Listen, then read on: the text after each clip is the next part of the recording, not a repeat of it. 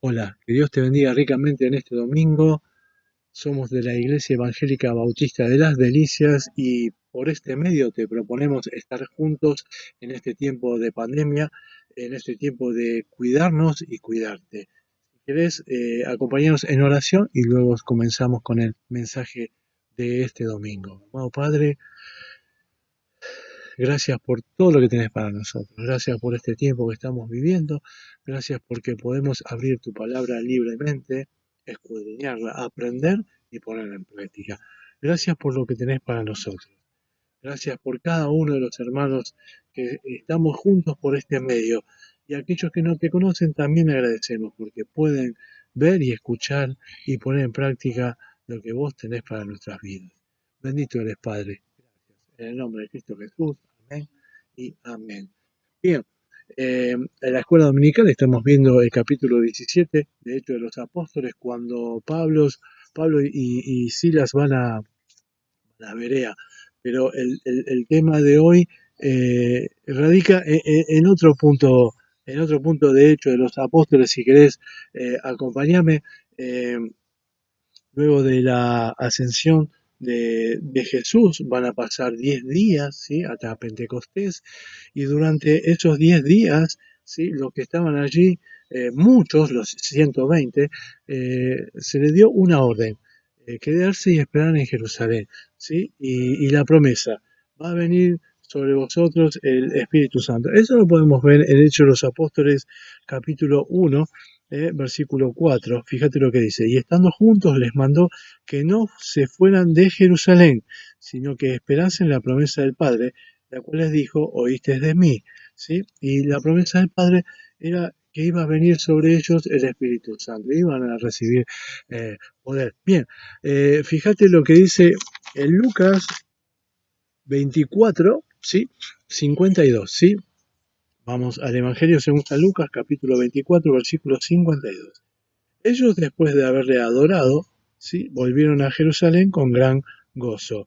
Ellos estaban en Betania, en la base, ¿sí? Del Monte de los Olivos, ¿sí? Y allí habían visto la ascensión, el Señor yéndose. Ya no había más 40 días, ya se habían cumplido 40 días desde su resurrección hasta la ascensión, y allí la ascensión visible era un símbolo de que ya no vuelvo más, yo ya me voy, pero va a venir el Espíritu Santo sobre vosotros. Vos no vas a estar solo. Y lo que dice acá es que después de haberle adorado, volvieron a Jesús con gran gozo. Es decir, que volvieron a Jerusalén, volvieron a Jerusalén, sí, dice la palabra de Dios, con gran gozo. ¿Sí? Y el versículo 53 dice: y estaban siempre en el templo, alabando y bendiciendo a Dios. Quiere decir que desde la ascensión hasta la venida de Pentecostés, o sea, 10 días después, ¿sí? Hasta la venida del Espíritu Santo, ellos iban al templo continuamente. Muy bien, esto es lo que nos dice Lucas en su Evangelio, pero también vamos a ver lo que escribe Lucas en Hechos de los Apóstoles, capítulo 1, versículo 14. Dice: todos estos perseveraban unánimes en oración y ruego. Es decir, al templo, ¿sí? Como dice la palabra, ¿sí? Ellos iban eh, alabando y bendiciendo a Dios, estaban siempre en el templo, ¿sí? Y si al estar siempre en el templo, también estaban en sus casas. En el templo alabando y en su casa orando. Y eso es una buena práctica, ¿no? Pero hoy no tenemos el lugar físico donde nos congregamos.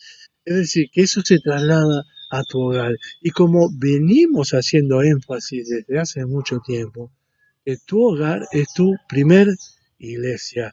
Y allí puedes orar, no podés, debes orar, debes adorar, debes partir el pan y tomar el vino. Todo lo que se hace en el templo se puede hacer tranquilamente en tu primera iglesia, en tu hogar. Y acá, como veíamos, ¿sí? En esos 10 días ellos iban al templo con gozo, ¿sí? Alabando a Dios, iban a alabar a Dios y en sus casas oraban. Dice esto, Hechos de los Apóstoles, capítulo 1, versículo 14. Yo hoy te propongo estudiar Hechos de los Apóstoles, capítulo 1, desde el versículo 12 al 14. Fíjate lo que dice la palabra de Dios. Entonces volvieron a Jerusalén desde el monte que se llama del Olivar, el cual está cerca de Jerusalén, camino de un día de reposo. Y entrados subieron al aposento alto, donde moraban Pedro y Jacobo, Juan, Andrés, Felipe, Tomás, Bartolomé, Mateo, Jacobo hijo de Alfeo, Simón el celote y Judas, hermano de Jacobo. Todos estos perseveraban unánimes en oración y ruego, con las mujeres y con María, la madre de Jesús, y con sus hermanos. Eh, Acá nos está mostrando algo que pasa desde su ascensión hasta Pentecostés, ¿sí? Había una orden, ¿sí? Vayan a Jerusalén, no se muevan de ahí, ¿sí? Y una promesa, va a venir sobre vosotros el Espíritu Santo. Alababan continuamente en el templo, oración continua en la casa. Y así nos encuentra esperando esa promesa de Dios, ¿no? Esperando eso que les dijo Jesús, que sobre vosotros iba a venir poder, iba a venir el Espíritu Santo, que jamás íbamos a estar solos. Y la orden era, vayan a Jerusalén y esperen allí. Muy bien. Si en el templo adoraban continuamente y en la casa oraban unánimemente, ¿sí? Ellos no se quedaron sin hacer nada. Muy bien, eso es lo que tenemos que recordar. No se quedaban sin hacer nada. A pesar de lo que estaban viviendo, a pesar de creerse que estaban solos, ¿no? Su líder, 3 años y medio, los dejó, se fue. Pero les dijo, ¿sí? Les dijo que nunca iban a estar solos y que iban a recibir el Espíritu Santo. Dice, no se fueran de Jerusalén, sino que esperasen la promesa del Padre, la cual les dijo, oísteis de mí. La promesa del Padre era el venir el Espíritu Santo y morar dentro de nosotros. Ahora muy bien, versículo 12, vamos a lo que leímos. Versículo 12, ¿sí? De Hechos de los Apóstoles, capítulo 1. Entonces volvieron a Jerusalén desde el monte que se llamaba del Olivar. ¿Sí? Vos vas a leer en Lucas, ¿sí? Que la ascensión, ¿sí? Fue en Betania y los sacó fuera hasta Betania y alzando sus ojos los bendijo. Betania era estaba allí sobre la base del monte de los Olivares. El monte de los Olivares a Jerusalén dice la palabra que era como un camino de un día de reposo, dice el versículo 12, fíjate, el cual está cerca de Jerusalén, camino de un día de reposo. Este camino de un día de reposo no es más de 1 kilómetro, tal vez sean 900 metros. No se podía caminar más de 1 kilómetro en día de reposo. Y esto, el monte del Olivar, como dice la palabra, ¿sí? Hasta Jerusalén, 900 metros. Tal vez no le llevaba ni media hora de caminata, ¿no? Muy bien. Entrados, subieron al aposento alto, donde moraban. Y acá nos da una lista, ¿no? Y dentro de la lista nos dice que eran como 120, ¿no? Y, y estos 120 estaban compuestos por los 12, no, los 12 no, los 11, porque ya el traidor no estaba con ellos, ¿no? Los 11, ¿sí? Mujeres, pudo haber estado Juana, pudo haber estado, seguramente, acá en la lista nos dice que estaba María, ¿no? Susana, María Magdalena, María la Madre de Jesús. Y esto es lo que componían los 120, ¿sí? Bien. Pero lo que a mí me llama poderosamente la atención es la lista que nos da de los presentes. Vos fíjate, y vamos a buscar en Lucas también, ¿no? La, el versículo 12 nos dice, Pedro, Jacobo, Juan y Andrés. ¿Sí? Y si vos buscás en Lucas 6, del 13 al 14, ¿sí? Vas a ver que la lista está alterada en la línea, ¿sí? Fíjate, nos dice en Lucas 6, 13 y 14, cuando Jesús, de todos los que seguía, elige solamente a 12 y los llama apóstoles. Y esta lista es así: Pedro y Andrés, Jacobo y Juan, Pedro y Andrés eran hermanos, hijos de Jonás, hijos de Juan. Y Jacobo y Juan eran los conocidos como los hijos de Zebedeo, los Boanerges, hijos del trueno, ¿no? Y él está poniendo allí en las listas, en la primera lista, ¿no? En la de Lucas, en la de Lucas 6, de 13 a 14, pares de hermanos. Y acá rompe, ¿sí? Esa lista y nos va a decir Pedro y Jacobo, Juan y Andrés, ¿sí? La nueva, la nueva hermandad en Cristo ha reemplazado al parentesco. Y eso es lo que primero podemos ver en el versículo, ¿sí? Que estamos viendo, en el versículo 13. La nueva hermandad en Cristo rompe con el parentesco y con ese parentesco sanguíneo, ¿sí?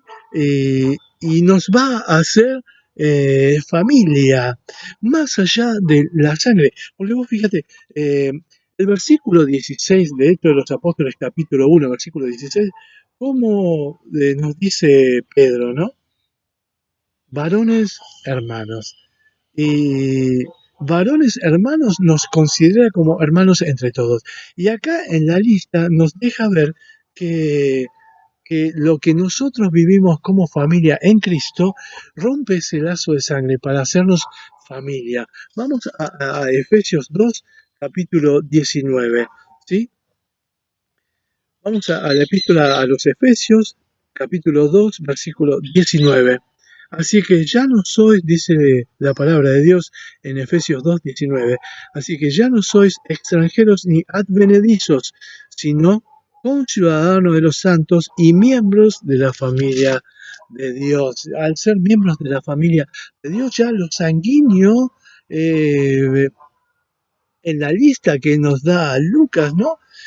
Lo deja atrás para volver a un formato nuevo, a una familia nueva. Y esa es la familia de la fe. Cuando nosotros decimos que somos familia, realmente decimos lo que dice la palabra de Dios. Y en este momento, en esta lista, vemos, ¿no? Que Pedro, Jacobo, Juan y Andrés, ¿sí? Forman la nueva lista, la que antes había dado el mismo Lucas. Pedro y Andrés, hermanos, hijos de Jonás, de Juan, Jacobo y Juan, hijos de Zebedeo, hijos del trueno. ¿Sí? Lo que en este pasaje, pequeño pasaje, podemos ver, ¿sí? Que la hermandad rompe lazos sanguíneos, la familia de Dios rompe lazos sanguíneos y ahora somos hermanos, los unos de los otros. Muy bien. Y ahora vamos al próximo versículo. Bien, y si, y si perseveraban y estaban siempre en el templo alabando y bendiciendo a Dios, en el versículo 14, de hecho los apóstoles capítulo 1, todos estos perseveraban unánimes perseveraban unánimes en oración. ¿Dónde? El versículo 13 nos dice, en el aposento alto. En el aposento alto perseveraban en oración. Allí los 120 reunidos, que constaba de los 11, ¿sí? De mujeres, ya te dije, como Susana, como María Magdalena, como María, la madre de Jesús, y algunos seguidores que formaban ese 120, que es un número que algunos buscan relación, ¿no? Las 12 tribus, más los 10, multiplicado, no sé, tiene, tiene mucho significado. En la iglesia tal vez sea el número 12 de los 12 apóstoles, el sentido que tenga, ¿no? Y hasta los 144.000 se puede buscar ahí también entre los 12, pero bueno, es un número que nos dice la palabra de Dios, que eran los 120 que estaban allí en el aposento alto y los reunidos eran como 120 en número en el versículo 15. Ahora muy bien, estos que hacían oraciones unánimes, ¿sí? Y oraciones perseverantes. Y hay una palabra que le gusta muchísimo a Lucas y que en griego es homotaimadón, ¿sí? Que significa unánime. La utiliza 10 veces, ¿sí? En lo que va a escribir, y en el Nuevo Testamento en los Evangelios solamente aparece una sola vez, pero 10 veces la utiliza Lucas. Tal es así que si vos vas a Hechos de los Apóstoles capítulo 4 versículo 24, vas a leer, y ellos, habiéndolo oído, alzaron unánimes la voz a Dios, estaban orando unánimes y dando gracias a Dios, ¿no? Por escuchar lo que estaban escuchando. Y esta oraciones unánimes es lo que nosotros hacemos a distancia. Nos ponemos a orar unánimes. Y cuando hay un mismo sentir, no importa la distancia. De hecho, hoy estamos a kilómetros separados cada uno, cumpliendo con lo que nos propone el gobierno y cuidándonos, que está muy bien, ¿sí? Pero también nos propone el Señor el observar lo que Él tiene para nosotros. Y unánimes, ¿sí? Nosotros oramos, ¿sí? Homo Taimadón, que significa unánime, ¿sí? Y también ellos oraban perseverante, eran perseverantes. Y en griego es proscartereo, que significa ser persistente, ser perseverante. Luca también lo usa cuando vemos en Hechos 2:42, y perseveraban en la doctrina de los apóstoles. Así era su oración, era perseverante, ¿sí? Eh, y en ese momento ellos luego, ¿sí?, van a perseverar, ¿sí?, en la doctrina de los apóstoles. Algo que me llama poderosamente la atención para entender eh, el tema de hoy, ¿no? Jesús le había prometido algo y le había ordenado algo. Lo prometido está en el versículo 8, y lo ordenado en el versículo 4. Nosotros debemos aprender que las promesas de Dios no hacen superflua a la oración. Son sus promesas las que nos dan la garantía para orar y la seguridad de que Él va a escuchar, ¿sí? Él va a escuchar y a contestar. En este tiempo de tanta incertidumbre, ¿no? Y hasta temor, porque hay muchos que están con mucho temor. Y te puedo decir, los hermanos que son catalogados como gente de riesgo, los demás de 60 años, ¿no? Y, y ni te digo los que, el que trabaja, el hermano que trabaja día a día, ¿no? Y no puede salir a la calle, y hay mucho temor, ¿no? Eh, y nosotros en este tiempo debemos estar seguros que sus promesas son sí y son amén y se van a cumplir. Y si vos conoces y sabes que Dios tiene una promesa para vos en la palabra de Dios y la conoces, Él la va a cumplir. Él no deja de cumplir nada. De hecho, en la vida de Jesús se cumplió todo lo que estaba escrito. ¿Cómo no va a pasar en nuestra vida si sus promesas son sí y son amén? La contrapartida, lo que nosotros debemos hacer, es no dejar de orar y no dejar de adorar.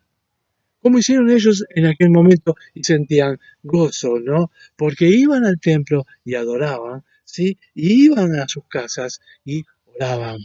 La propuesta para este tiempo es vivir como ellos vivían en aquel tiempo, ¿no? Claro, hoy no podemos ir al lugar de reunión nuestra, pero está nuestro hogar, que es nuestra primera iglesia, y allí adorar al Señor, y allí orar al Señor. Y si vos sabés que sus promesas son sí y son amén, gloria a Dios, porque Él va a dar la respuesta a su tiempo. ¿Sabes cuánta gente hay que necesita la respuesta de Dios? Y nosotros tenemos para ellos, ¿sí?, la propuesta de hacerte hijo, de formar parte de esta familia, de formar parte de esta familia a la cual Él nos dio la gracia de formar parte de esta familia, aceptando a Jesucristo como Señor y suficiente Salvador, por medio de un reconocimiento personal, individual, íntimo, de reconocerte lo que sos y de entender que necesitas un Salvador. Que ese Salvador va a pagar toda la deuda que uno tiene por toda la vida que ha llevado lejos de Él. Y para eso Él vino, para eso Cristo vino, para pagar la deuda que nos correspondía pagar a nosotros. Por lo cual te pido que si querés acompañarme en oración, y si es la primera vez que, que haces esta oración, ¿sí? Te pido que se lo comuniques a aquellos que te han acercado este video. Esta oración es para que uno reconozca lo que es y que para que acepte a Jesucristo como Señor y suficiente Salvador, para lo cual vas a cambiar de reino, de las tinieblas a su luz admirable, de la muerte que estás a la vida y vida en abundancia que Él te propone. Ora conmigo si no lo hiciste nunca y si es la primera vez que lo haces, ora conmigo. Amado Padre, te pido perdón por mis pecados. Yo sé que me conoces y sabes dónde estoy y cómo me llamo y la vida que tengo, para lo cual te pido perdón por mis pecados y acepto a Jesucristo como Señor y suficiente Salvador. Gracias. En el nombre de Cristo Jesús. Amén. Y si hiciste esta oración por primera vez y aceptaste a Jesucristo como Señor y suficiente Salvador, hacéselo saber a aquellos que te han compartido este video. Y yo te aseguro que hay gozo en los cielos como aquí en la tierra. Y esta es nuestra función. Para eso nosotros debíamos esperar que venga el Espíritu Santo, para ser testigos de lo que pasó en nuestra vida, como ha pasado en la vida de tantos y tantos que han aceptado a Jesucristo como Señor suficiente Salvador. Las promesas de Dios son sí y son amén. Y se van a cumplir a su tiempo. Y cada vez que adoro, Él me está escuchando. Y cada vez que oro, Él me está escuchando. Y va a contestar a su tiempo. Imitemos, hermanos míos, a aquellos que entendieron cómo era la vida de los primeros cristianos. ¿Sí? El adorar y el orar, ¿sí? Y el orar siendo perseverantes, ¿sí? Y estando unánimes en oración. Gracias, gracias por este tiempo, gracias por acompañarnos. Somos de la Iglesia Evangélica Bautista de las Delicias y utilizamos este método para compartir este tiempo. Que Dios te bendiga ricamente. Gracias por acompañarnos.